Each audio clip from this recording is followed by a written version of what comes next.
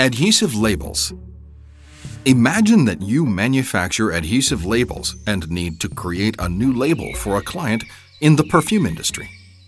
In shops, you have simple barcode labels for logistics purposes, labels that are purely informative, and decorative labels, some of which are very luxurious. This is the sort of attractive label that you recommend to your client. You start by choosing your label stock. This is a kind of sandwich comprising a front layer, a backing layer, and an adhesive. The front layer, the visible part of the label, can be a plastic film or made from paper, be it vellum, coated, or textured. For this perfume, you have selected a paper that is smooth and glossy.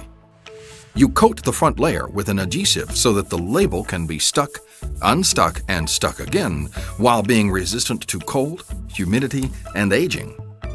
You then protect the label with a backing layer which is always coated with silicone.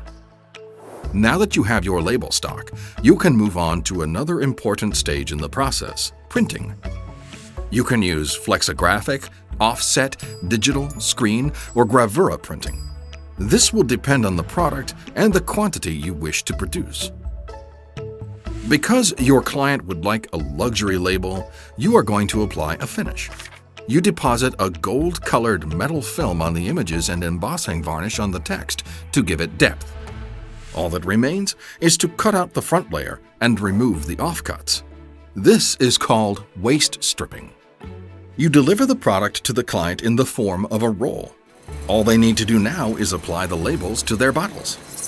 Today, the rapidly growing adhesive label market is worth more than €1 billion in France. Tomorrow, there will be more and more labels. They will be more legible and smarter than ever.